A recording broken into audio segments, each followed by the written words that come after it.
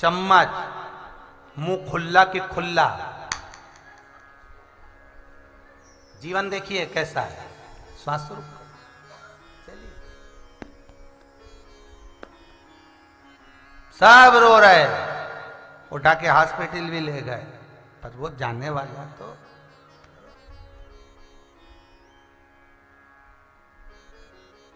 अब कोई के की छाती दबाओ, कोई के पानी छीटो।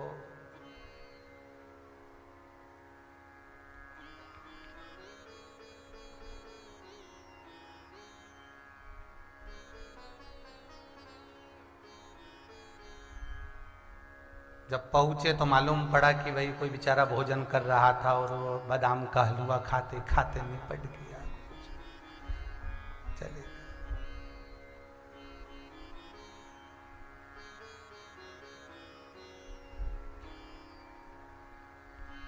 हमने कहा अब क्या हो, अब तो धूप में बादाम का हलवा धरो, क्या रखा। गया, बस एक पानी के बुलबुले की तरह जीवन है मनुष्य का। जप लो, जपा लो, भजन कर लो, पुण्य कर लो, सत्कर्म कर लो, दान कर लो, नाम जप लो, जो बन जाए इन हाथों से कर लो। मरने के बाद की कोई गारंटी नहीं कि कौन क्या करे, कोई भरोसा नहीं।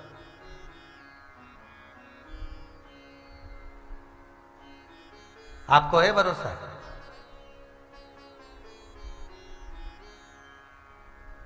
बस जप लो, और जितना विश्वास रखकर, जितना भरोसा रखकर।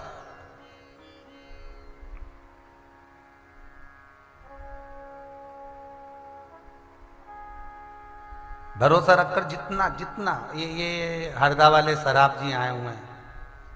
हमने पूछा क्यों खुश खुश नजर आ रहे हो, क्या बात है? कहे गुरुजी बेटा हो गया है बेटे के घर में। हमने कहा तुम्हारे यहाँ तो कजन कौन ने कहा दिया था कि पुत्र का सुख नहीं है। क्यों महाराज? फिर बाद में सही है, हो गया लाला, अब तो आनंद। डोकरा डोकरी दोनों खुश, देखो कितने बढ़िया दिख रहा है। अब भगवत प्रभु की कृपा है जी। शिव का स्मरण करने वाला कभी डूबा नहीं है, ये पक्का है।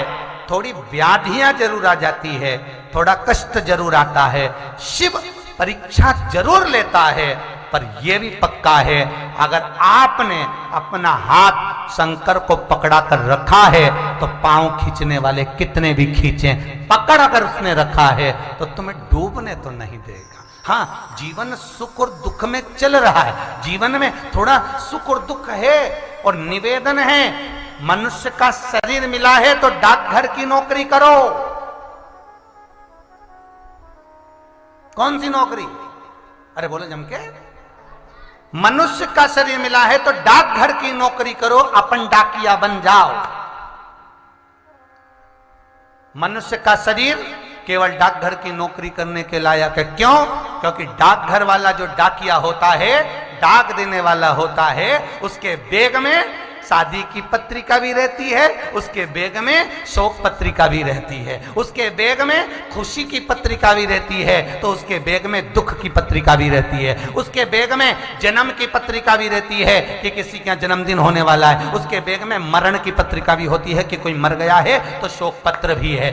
डाक देने वाले के बैग में हर तरह की पत्रिका रखी होती है। और ईमानदारी से बोलो, डाक देने वाले को कभी लगता है कि मुझे खुशी होगी, लड्डू मिलेगा, पत्रिका मैंने शादी वाली दी है? नहीं, उसको कभी लगा कि मैंने दुख वाली पत्रिका दी तो मुझे दुख होगा। डाक देने वाले को ना तो सुख से मतलब होता है ना दुख से मतलब होता है, उसे तो केवल पत्रिका देना है। उसी तरह मनुष्य का जो शरीर मिला है, इस शरीर के अंतर्गत सुख की पत्रिका भी है तो दुख की पत्रिका भी है। बस हमें याद रखना है कि हमें डाकघर जैसी नौकरी करना है कि पत्रिका देते जाना है, अपना कर्म करते जाना है, और सुख दुख के भान में हमें नहीं पड़ना, हमें नहीं ज्ञात होना, हमें तो नौकरी अच्छी करना, बस करे।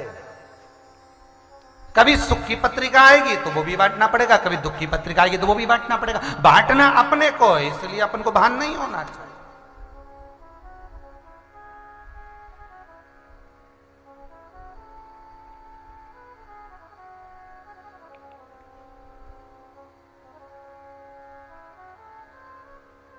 सुख और दुख सब मिल रहा है, पर बांट। बाणासुर ने अपनी माता से कहा कि ये संसार सागर में सारे देवों में मैं किसकी आराधना करूं कि पिता की कर ले। पिता, हाँ, पिता का मान बढ़ाया, सम्मान। आपसे भी निवेदन है, जितने लोग कथा सुन रहे हैं टीवी चैनल के माध्यम से, जितने लोग कथा सुन रहे हैं फेसबुक यूट्यूब के माध्यम से, अपने माता पिता का मान, माता को चाहिए कि पिता का मान बढ़ाए और पिता को चाहिए कि माता का मान बढ़ाए।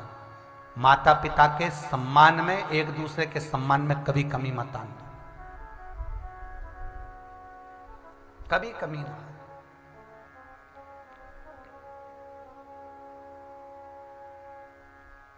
और अपने बच्चों को एक बात हमेशा कहकर रखो, तुम्हारी माता के चरण में लक्ष्मी है। और माता अपने पुत्रों को कहती रहे तुम्हारे पिता के चरण में लक्ष्मी है। इनका आदर करते रहोगे तो घर में लक्ष्मी टिकी रहेगी। जिस दिन इनका आदर करना बंद करा तो तुम भी गए। बस इतना याद रखो। जिस घर में माँ बाप की इज्जत नहीं होती, उस घर में देखना कभी बरकत नहीं होती। जहां सम्मान है वहां बरकत, जहां आदर है वहां लक्ष्मी है। शिव कथा कह रही है, शिव महापुराण कह रही है। बाणासुर ने विचार करे तो मैं आराधना किसकी करूं? पिता की। पिता के पास दौड़ कर गया और पिताजी को नमन करा, प्रणाम करा, साष्टांग करा। तो पिताजी ने पूछा बाणासुर से, हे बाणा, ये क्या कर रहा है?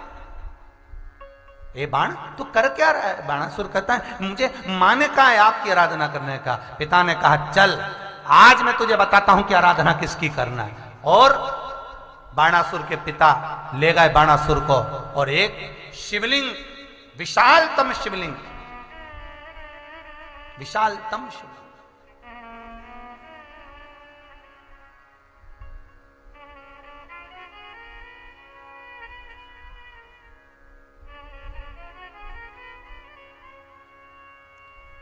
मथुर चित्रकूट से 14 किलोमीटर की दूरी पर है, जहां पर बाणासुर के पिता ने बाणासुर को साधना में लगाया था। आज भी वो मंदिर है।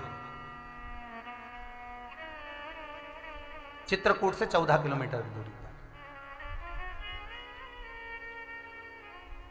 14 किलोमीटर की दूरी पर, जहां पर साधना में लगाया है, आराधना में लगाया है, जहां साधना में लगे हैं बाणासुर। बाणासुर के पिता ने कहा ये शिव की आराधना करो, शंकर की आराधना करो। मां कहती है आपकी आराधना, पिता कहते नहीं शिव की आराधना करो। तो कहा शिव की आराधना करूं मैं, मुझे क्या मिलेगा? तू जो चाहे वो तुझे मिलेगा। तो बाणासुर ने कहा पिताजी सब कुछ तो आपके पास में रखा है, आप मुझे देंगे तो मैं आपकी आराधना करता हूं। बाणासुर के पिता ने कहा मैं भी जब दूंगा जब शिव कृपा करेगा।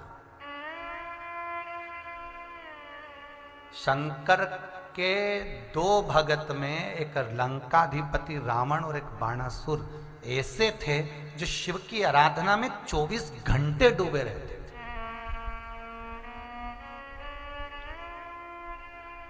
लंकाधिपति रावण के यहां माता लक्ष्मी प्रतिदिन भ्रमण करने जाती थी, प्रतिदिन। और रावण की नगरी में, लंका में, लक्ष्मी जी की बड़ी बहन ज्येष्ठा देवी दरिद्रता प्रवेश नहीं कर सकती थी, इतनी प्रबलता थी रावण की। और बाणासुर की नगरी में, जहां पर बाणासुर रहता था, उस नगरी में लक्ष्मी 24 घंटे खड़ी रहती थी, 24 घंटे।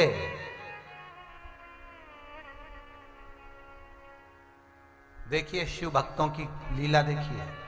रावण भी शिव भक्त है, उसके द्वार पर लक्ष्मी खड़ी हुई है कि आज्ञा हो मैं उसका भंडार भर दूं। बाणासुर की यहां लक्ष्मी खड़ी हुई है, तुम कहो मैं उसके घर में प्रवेश कर जाऊं, मैं उसके घर में प्रवेश करूं, आप कहो मैं वहां चली जाती। लिंग पुराण कहती है, नर्मदा पुराण कहती है शिव महापुराण कहती है, स्कंद पुराण कहती है कि शंकर की आराधना करने वाले के दरवाजे पर लक्ष्मी सदा खड़ी रहती है, द्वार पर लक्ष्मी हमेशा खड़ी है।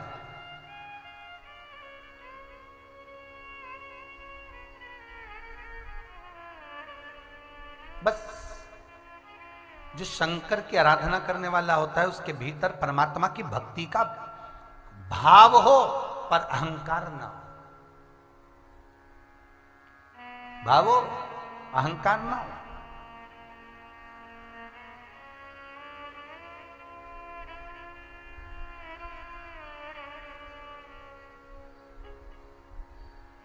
शंकर भगवान आज मौन थे। पार्वती जी ने पूछा, इतने सारे भगत लोग तुम्हें पुकार रहे हैं, तुम कुछ बोलते क्यों नहीं हो? भोलेनाथ जी नेत्र बंद करके बैठे। पार्वती जी को चिंता लगी, लक्ष्मी जी के पास गई, लक्ष्मी जी से कहा मुझे भगवान विष्णु से मिलना है। कहाँ है नारायण? क्या काम है? मेरे पति मुझसे बात नहीं कर रहे, कुछ मुंह से आवाज नहीं निकाल रहे। क्या पता क्या चिंता लग गई उनको। लक्ष्मी जी बोली क्या बताऊं, नारायण को मैं जगह जगह के रह गई, नारायण ही नहीं जाग रहा, मेरी बात वो नहीं सुन रहे। चलो ब्रह्मा जी के पास चलते हैं। पार्वती लक्ष्मी ब्रह्मा जी के पास गई। ब्रह्मा जी ने पूछा क्या हुआ? हम दोनों के पति हमसे बात नहीं कर रहे, मौन होकर बैठे, आंखें नहीं खोल रहे। ब्रह्माणी बोले मैं तो कुछ चिंता में डूबी हूं, मेरे को ही नहीं देख रहा है। ये भी मौन है, चिंता में डूबे हुए हैं, क्या हो गया? तीनों के पास में नारद जी आ गए। नारद जी ने पूछा हुआ क्या ये तो बताओ। हमारे तीनों के पति ब्रह्मा विष्णु महेश मौन हो गए, कुछ बोलते नहीं, उनके नयन से बस नयन बंद है और अश्रु टपक रहे हैं लगातार। देवगुरु बृहस्पति जी के पास गए। बृहस्पति जी ने पूछा क्या बात है? बस हमारे तीनों के पति बोलते नहीं है, मौन है, नयनों से अश्रु बह रहे हैं, कुछ बोल नहीं रहे, शब्द नहीं निकल रहे, बहुत चिंता व्याप्त। गुरु बाबा ने कहा नारद जी तीनों देवताओं को कुछ भी नहीं हुआ है, केवल कलयुग प्रवेश कर रहा है, तो उस कलयुग के लिए भगवान चिंता में डूबकर रो रहे हैं, आंसू बहा रहे हैं। तो तीनों देवियों ने पूछा तो कलयुग तो अपना क्रम करेगा ना, कलयुग तो आ ही रहा है।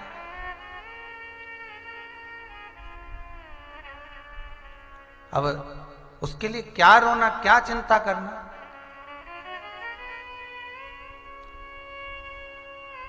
गुरुदेव बोले नारद जी इन तीनों देवियों को पृथ्वी पर भेज दो। कलयुग में अगर पाप हो रहा है तो कहीं ना कहीं पुण्य भी हो रहा होगा। अगर दिन भर 24 घंटे में से अगर किसी ने एक क्षण का भी कोई पुण्य करा है, उस पुण्य के बल पर तीनों ब्रह्मा विष्णु महेश अपने नेत्र खोल सकते हैं। जा देखो कोई पुण्य कर रहा है क्या? लक्ष्मी पार्वती सरस्वती तीनों गई, नारद जी को भी ले गई, अच्छे अच्छे कपड़े पहनकर तीनों नीचे गई। तो एक जगह पे प्रवचन चल रहा था, कोई महाराज जी बैठे थे, खूब बढ़िया कथा वथा कह रहे थे, खूब सत्संग चल रहा था। लक्ष्मी जी ने सोचा चलो यहां पर पुण्य हो रहा होगा। जब वहां पर जाकर देखा तो वहां भी पापी हो रहा था। कुछ लोभ भरा हुआ था, कुछ काम भरा हुआ था, कुछ आसक्तियां भरी हुई थी, कुछ तृष्णाएं भरी हुई थी। लक्ष्मी जी वहां से भी सरस्वती को लेकर पार्वती को लेकर चली गई और आगे गई। सोचा यहां पर लोग भगवान को अगरबत्ती दिया लगा रहे हैं, मंदिर के अंदर धूप बत्ती लगा रहे हैं, दिया लगा रहे हैं, यहां पुण्य हो रहा होगा।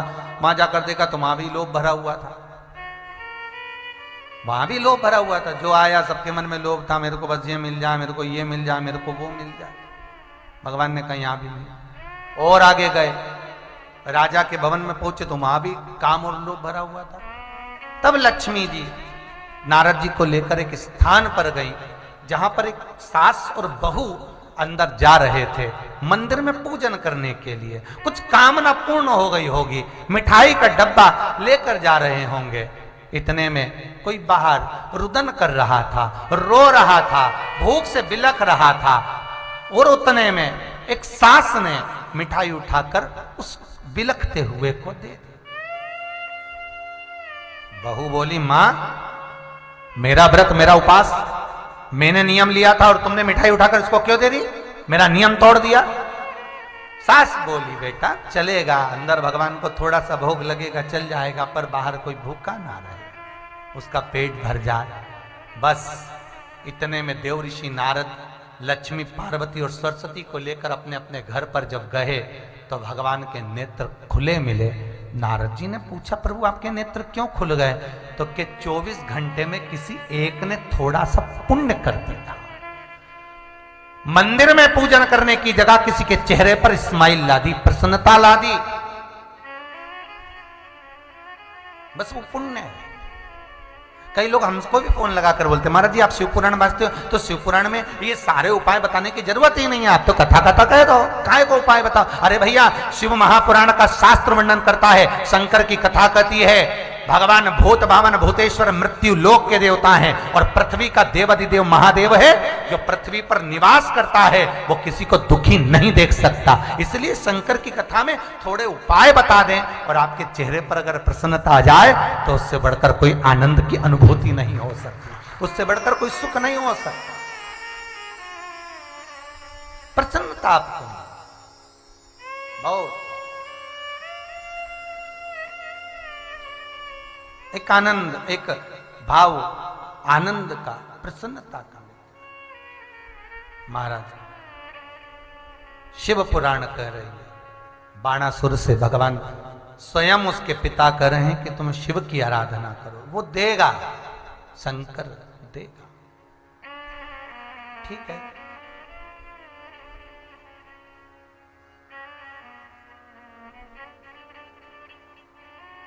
लग गए शिव आराधना में। 6 वर्ष की अवस्था से बाणासुर शंकर की आराधना में लगा था। महाराज रावण संहिता कहती है कि लंकाधिपति रावण 9 वर्ष की अवस्था में शिव की आराधना में लगा था।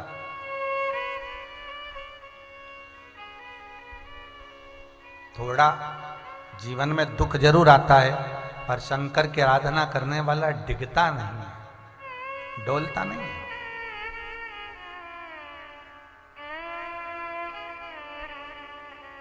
ये दोनों रावण और बाणासुर, ये दोनों ऐसे थे, इन्होंने वर मांगा था भगवान से, भोलेनाथ जी से कहा था जब हमारे प्राण छूटे आप सामने होना चाहिए, सम्मुख।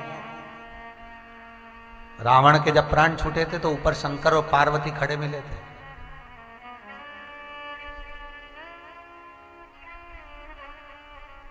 भगवान विष्णु के पार्षद खड़े थे रावण को ले जाने के लिए, तो भगवान शंकर ने आकर कहा नहीं, ये लंकाधिपति रावण बैकुंठ में नहीं जाएगा, ये लंकाधिपति रावण मेरे कैलाश पर रहेगा, मेरे कैलाश पर, वहां रुके ये।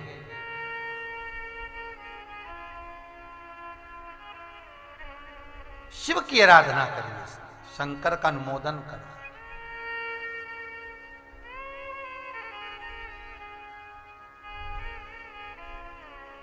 और जब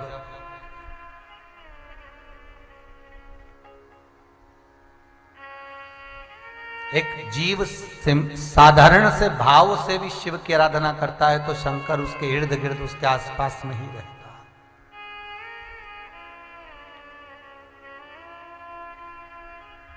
उसके आसपास में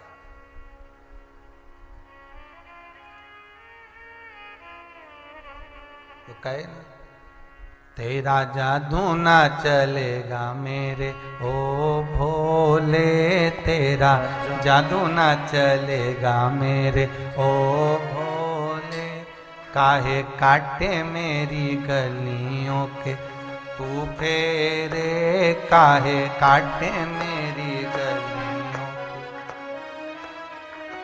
तेरा जादू ना चलेगा मेरे ओ भोले, तेरा जादू न चलेगा मेरे ओ भोले, तेरा जादू न चलेगा मेरे ओ भोले, तेरा जादू न चलेगा मेरे ओ भोले, तेरा जादू न चलेगा मेरे ओ भोले, तेरा जादू न चलेगा मेरे ओ भोले, काहे काटे में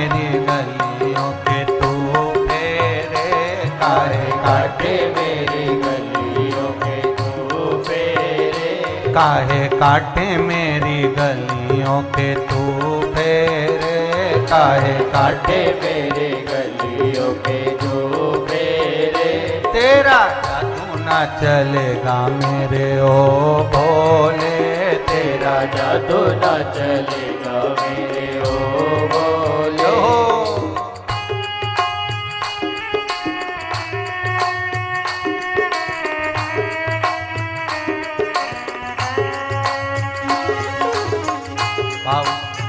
ताली से बजते राधे हो।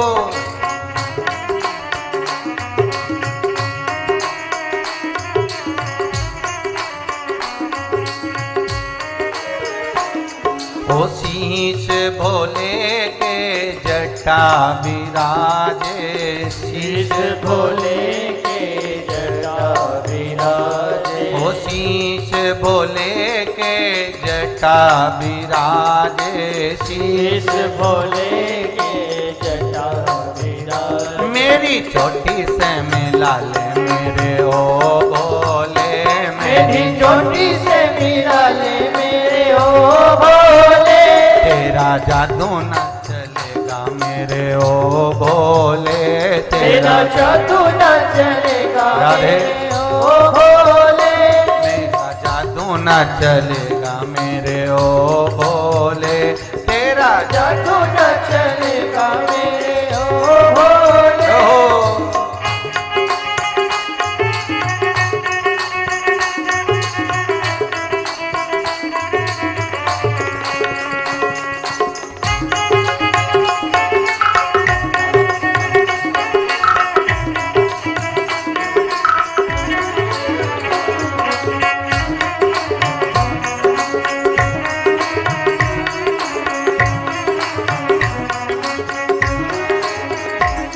ओ हाथ भोले के डमरू विराजे, हाथ भोले के डमरू विराजे। ओ हाथ भोले के डमरू विराजे, हाथ भोले के डमरू विराजे। मेरे चूड़े से मिला ले मेरे ओ भोले, मेरे चूड़े से मिला ले मेरे ओ भोले। तेरा जादू न चलेगा मेरे ओ भोले, तेरा जादू न चलेगा मेरे ओ भोले। तेरा जादू न चलेगा मेरे ओ भोले, तेरा जादू न चलेगा मेरे ओ भोले।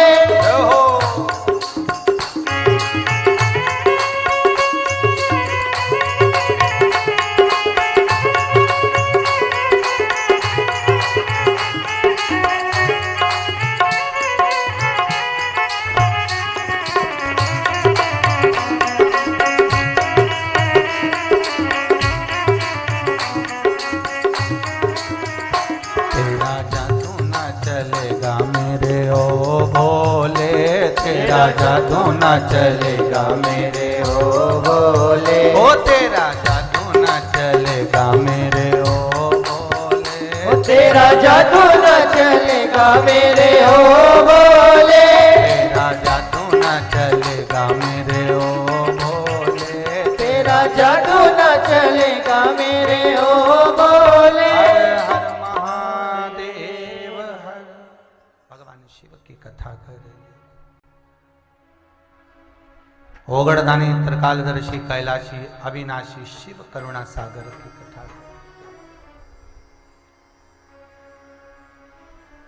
पिता ने बता दिया और बाणासुर भगवान शिव की आराधना में डूब गया।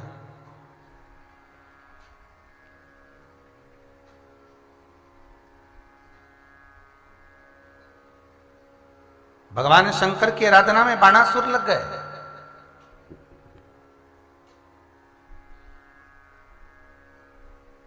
एक बार भगवान शिव प्रसन्न भी हो गए और मांगने को कह भी दिया, मांग ले तुझे क्या चाहिए। कहा मेरी इतनी भुजा कर दो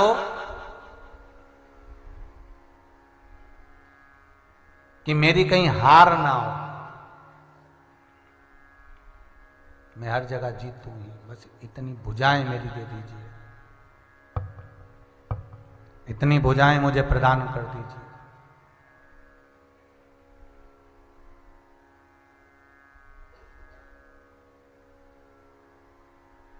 भगवान शिव ने दे दी, भुजाएं प्रदान कर दी भगवान शंकर ने।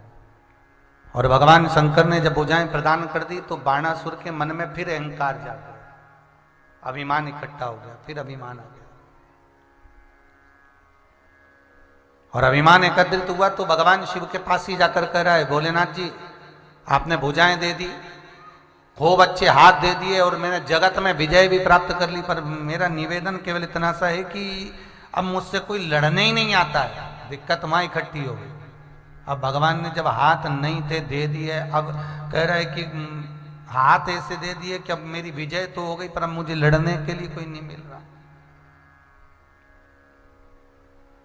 फिर वही कल वाली बात आ गई, भगवान देता है तो छप्पर फाड़ कर देता है, और भगवान जब लेता है तो तन का कपड़ा भी फाड़ लेता है। भगवान दे भी रहा है और ले भी रहा है।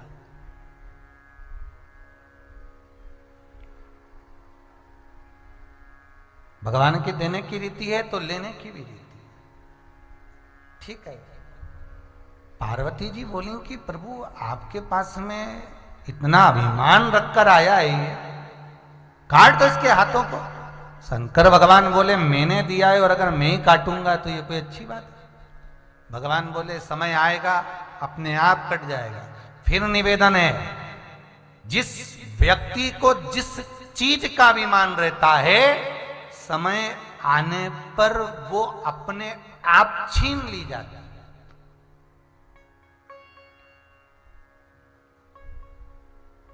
अपने आप।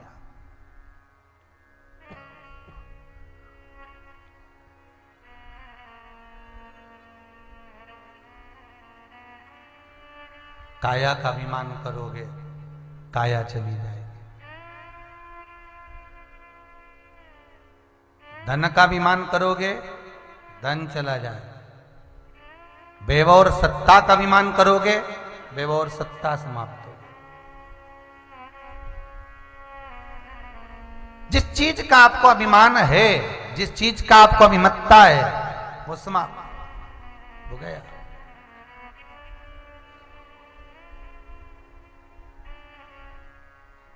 शिव कथा कह रही है, शिव महापुराण कथा कह रही है। महाराज बाणासुर के हाथ स्वयं कृष्ण भगवान से जब युद्ध करने के लिए आया और भगवान कृष्ण के सामने जब युद्ध करने के लिए आ रहा है तो हाथ कट कट कर नीचे गिरते गए। तब आखिरी में भगवान शिव की शरण में गया, भोलेनाथ कृपा करो। तब शंकर ने दया करी और बाणासुर की ओर से आकर खड़े हुए और भगवान कृष्ण से जाकर निवेदन करा कि अब इनसे युद्ध ना लड़ो।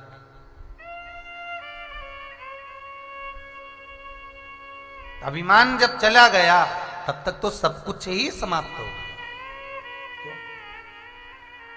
शिव कथा कह रही है। जब हम भगवान शंकर के मंदिर में जाएं तो हमारी अभिमत्ता, हमारा अहंकार हम भगवान को समर्पित कर दें कि सबसे पहले भगवान को अहंकार दे दो कि मेरे भीतर अभिमान रहेगा तो आप मुझे मिल नहीं पाएंगे, अहंकार से आप वंचित रहेंगे। ये अभिमान मैं आपको दे रहा हूं, मेरा अभिमान आप रख लो। अभिमान पंडित हो दूर। शिव पुराण कहती है, भगवान शंकर की कथा कहती है कि बाणासुर अभिमान समर्पित नहीं कर पाया, इसलिए सब कुछ पा गया। सारा वैभव, सत्ता, राजसी ठाट, वैभव, लक्ष्मी, संपदा सब कुछ था उसके पास में, पर अभिमान के कारण उसने सब समाप्त कर लिया। लंकाधिपति रावण के पास में किस चीज की कमी थी? लंकाधिपति रावण के पास में क्या कमी है? सब कुछ है, सारा वैभव, सारी सत्ता, धन, वैभव सब कुछ है, पर अभिमान बार बार उसके मुख से निकलता था, मैं लंकेश, मेरे इस महल में सारे ग्रह बंधे हुए हैं, सारे नवग्रह रतन सब वहीं पर बंधे हुए। मेल वो अभिमान। अहंकार में 3 गए, धन, वैभव और वंश। ना मानो तो देख लो रावण, कौरव और कंस। ये तीनों अहंकार में चले गए। धन भी गया, वैभव भी गया और वंश भी गया। रावण भी गया, कौरव भी गया और कंस भी गया। अहंकार रखकर हम भगवान को नहीं पा सकते।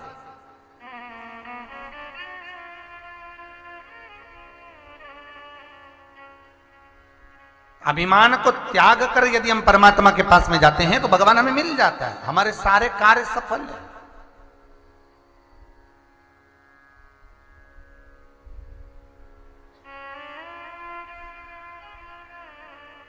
शिव को पाना सरल है, भक्ति सरल है। शिव कथा कर रही है, देवऋषि नारद के भीतर अहंकार इतना भर गया था तो काम को उन्होंने विजय प्राप्त करी है, इसलिए अभिमान भरा हुआ है। काम को जीता इसलिए अहंकार भरा हुआ उनके भीतर। यही कारण तो था जो भगवान विष्णु के दरवाजे पर जाकर कहते हैं कि हे नारायण, जिस शंकर ने कामदेव को नहीं जीता उसको मैंने जीता है। भगवान विष्णु जान गए कि आज ये शिव की निंदा कर रहे हैं, शंकर की निंदा कर रहे हैं, और जो शिव की निंदा करे, शंकर की निंदा करे तो वो मेरा हो नहीं सकता, वो मेरा नहीं हो सकता।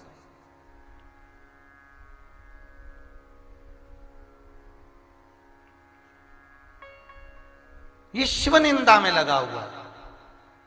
भले श्रीमन नारायण श्रीमन नारायण श्रीमन नारायण 24 घंटे देवऋषि नारद कहते थे, पर भीतर तो अभिमान में एक अभिमत्ता जो आ गई थी देवऋषि नारद के भीतर कि कामदेव को मैंने जीता, शिव नहीं जीत पाए। ये अभिमान भी तो उसके भीतर था। भगवान जान गए कि ये नारद ने अच्छा नहीं करा, इसलिए इसको कुछ ना कुछ सबक देना चाहिए। और सीलनिधि राजा की कन्या का स्वयंवर आया, और राजा का स्वयंवर जब चालू हुआ, सीलनिधि राजा का कन्या का स्वयंवर जब प्रारंभ हुआ तो बंदर का मुख लगा दिया भगवान ने, और ये सभा में जाकर बैठ गया। बंदर का मुख लगा।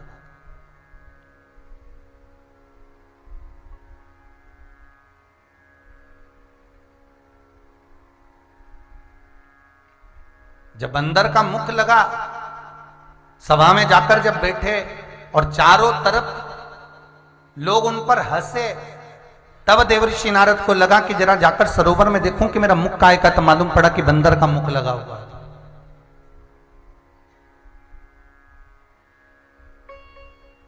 तब मालूम पड़ा कि बंदर का मुख लगा हुआ है।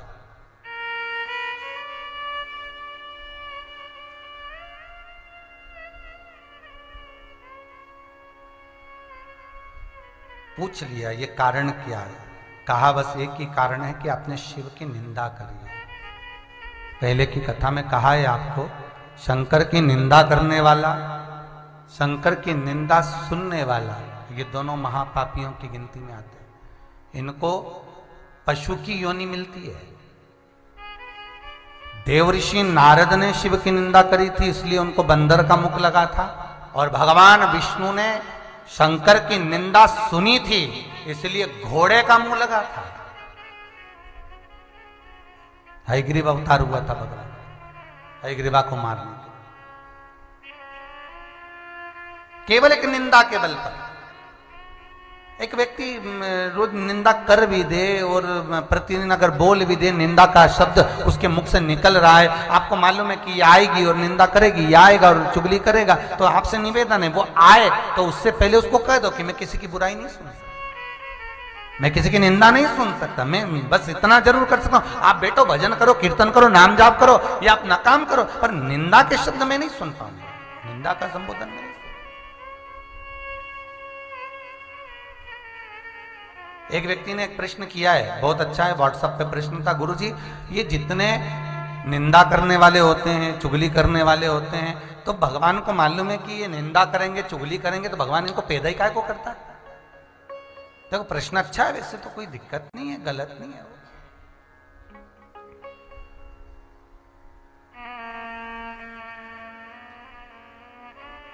जब भगवान को मालूम है कि निंदा करेगा, चुगली करेगा, बुराई करेगा, तो फिर इसको पैदा ही क्यों भगवान ने करा? इसको पैदा ही नहीं करना था।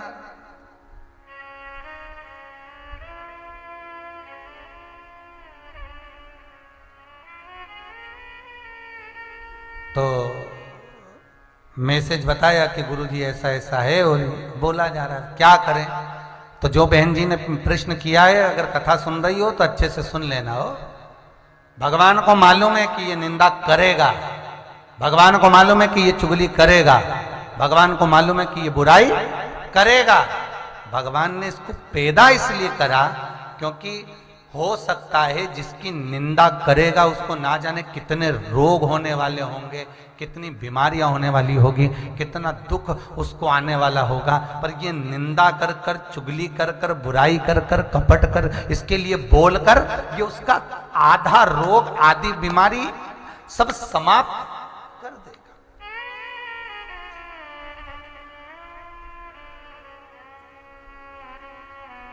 इसको करने दो, ये जो अपना कर्म कर रहा है इसको करने दो, इसके कर्म में इसको डूबने दो।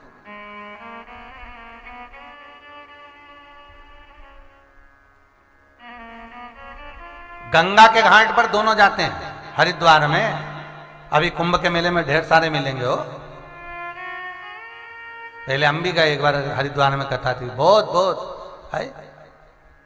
गंगा के घाट पर दोनों जाते हैं। एक व्यक्ति जाता है तो पुण्य करने के लिए जाता है, गंगा नहाएगा, खूब आनंद में स्नान करेगा, दान करेगा, पुण्य करेगा, सत्कर्म करेगा। और एक व्यक्ति गंगा नहाने जाता है तो तक लगा के बैठता है, ये कपड़े रखे। समझ गए क्या? बड़ी जल्दी समझ जाते हो। इसने कपड़े रखे, उतारे, सामान रखा, बैग रखा और ये लेके गया। अब देखिए, एक व्यक्ति जो गंगा नहा रहा है, जो गंगा का स्नान कर रहा है, एक व्यक्ति जो गंगा में डुबकी लगा रहा है, उसके पूर्वजों को भगवान कंधा ठोक कर कह रहे, पीठ ठोक कर करे, वाह वाह वाह, तेरे कुल में कोई एक ऐसा हुआ जो कि गंगा नहा रहा है और सारी पीढ़ी को तार दे रहा है। और एक जिसने चोरी करी, भगवान उसके भी पूर्वजों के पास गए, उसका भी कंधा ठोक के बोले, देख तेरी औलाद, देख तेरे कुल में एक ऐसा पैदा हुआ जिसने चोरी करने के लिए कहीं दूसरी जगह चले जाता, गांव नगर शहर में चले जाता, पर चोरी करने की जगह भी मिली तो तीर्थ, और तीर्थ में भी जगह मिली तो गंगा का घाट। तो भगवान उसका भी कंधा ठोक के कह रहे, वारे चोटे के दादा, गजब।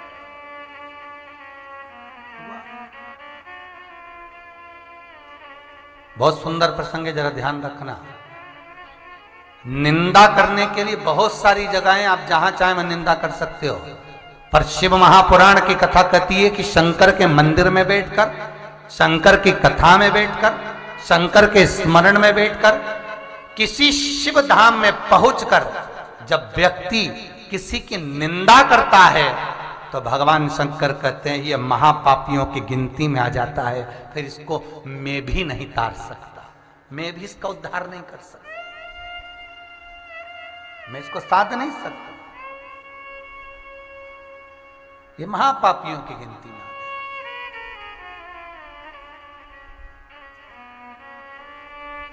फिर निवेदन करेंगे, अपने नगर में पाप किया तो तीर्थ में जाकर धो दिया, तीर्थ में पाप किया तो चार धाम में जाकर धो दिया, चार धाम में जो पाप किया वो काशी में ही धुल पाया। पर शिव महापुराण का एक लेख कहता है, जो शंकर के मंदिर में बैठकर कपट कर जाता है, झूठ बोल जाता है, असत्य बोल जाता है, निंदा कर जाता है, वो फिर कहीं जाकर धुलता ही नहीं, समाप्त ही नहीं।